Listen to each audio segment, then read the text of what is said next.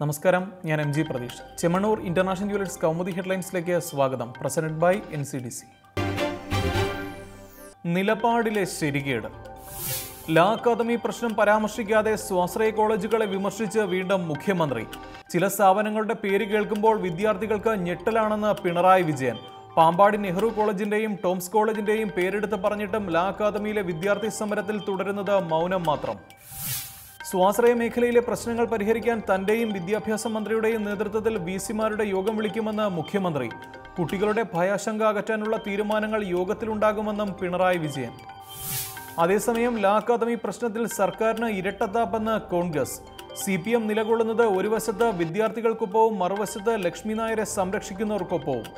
ഉദ്ദേശശുദ്ധിക്ക് നിരക്കാത്ത കാര്യങ്ങൾ നടക്കുന്ന ക്യാമ്പസ് സർക്കാർ ഏറ്റെടുക്കണമെന്നും ആവശ്യം. നോക്കുകുത്തിയായി സർക്കാർ.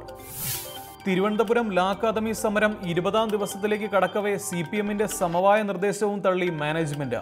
പ്രിൻസിപ്പൽ ലക്ഷ്മി നായർ രാജിവെക്കേണ്ടതില്ലെന്ന് ഡയറക്ടർ ബോർഡ്. ചർച്ചയ്ക്ക് തയ്യാറാകാതെ വിദ്യാർത്ഥികൾ പിടിവാശി കാണിക്കുന്നുവെന്നും വിശദീകരണം.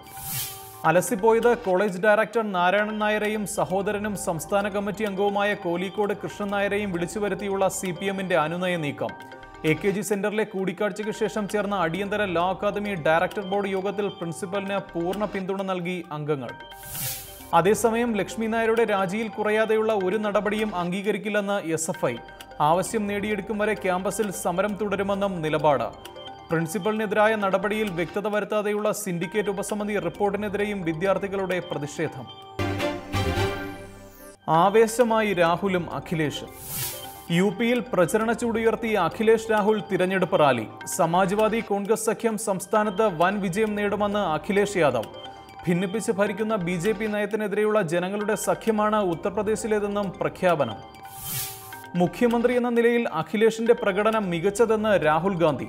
സമാജ്വാദിയുമായി ചേർന്ന് വിശാല സഖ്യമുണ്ടാക്കിയത് സമൃദ്ധിക്കും രാജ്യപുരോഗതിക്കും വേണ്ടി.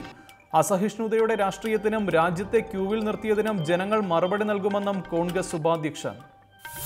7 ഘട്ടങ്ങളിലായി നടക്കുന്ന തിരഞ്ഞെടുപ്പ് റാലിയിൽ ഇരു നേതാക്കളും ഒന്നിച്ച് പങ്കെടുക്കുന്നത് 14 എണ്ണത്തിൽ. മുസ്ലിം ഭൂരിപക്ഷ മേഖലകളിലൂടെ കടന്നുപോകുന്ന റോഡ് ഷോ സഖ്യത്തിന് കൂടുതൽ ഗുണം ചെയ്യുമെന്ന് വിലയിരുത്തൽ. അഖിലേഷ് രാഹുൽ വാഹന റാലിക്ക് പുറമെ പ്രചരണത്തിന് പ്രിയങ്ക ഡിംപിൾ യാദവ് സംയുക്ത റാലിയിൽ. സ്വപ്ന നേട്ടത്തിൽ മുത്തമിട്ട്. ഓസ്ട്രേലിയൻ ഓപ്പൺ പുരുഷ സിംഗിൾസിൽ റോജർ ഫെഡറർക്ക് കിരീടം. 5 സെറ്റ് നീണ്ട ക്ലാസിക് പോരാട്ടത്തിൽ പരാജയപ്പെടുത്തിയത് മുൻ ലോക 1-ാം നമ്പർ താരം റാഫേൽ നദാലിനെ. ഫെഡററുടേത് കരിയറിലെ 18ാം ഗ്രാൻഡ്സ്ലാം കിരീടം. ഫെഡറർ ഓസ്ട്രേലിയൻ ഓപ്പൺ ചാമ്പ്യനാകുന്നത് ഇത് 5ാം തവണ. ഗ്രാൻഡ്സ്ലാം ഫൈനലിൽ നദാലിനോടുള്ള 3ാം ജയം. കഴിഞ്ഞ 43 വർഷത്തിനിടെ ഗ്രാൻഡ്സ്ലാം കിരീടം ചൂടുന്ന ഏറ്റവും പ്രായമേറിയ പുരുഷ താരമെന്ന റെക്കോർഡും റോജറിന് സ്വന്തം. അതേസമയം മിക്സഡ് ഡബിൾസിൽ ഇന്ത്യയുടെ സാനിയ മിർസ ഇവാൻ ഡോഡിക് സഖ്യത്തിന് തോൽവി. നേരിട്ടുള്ള സെറ്റുകൾക്ക് ഇരുവരെയും പരാജയപ്പെടുത്തി കപ്പുയർത്തിയത് അമേരിക്ക കൊളംബിയ സഖ്യമായ അബിഗയിലും യുവാനും. സ്വർണ്ണവെള്ളി നിരക്കുകൾ.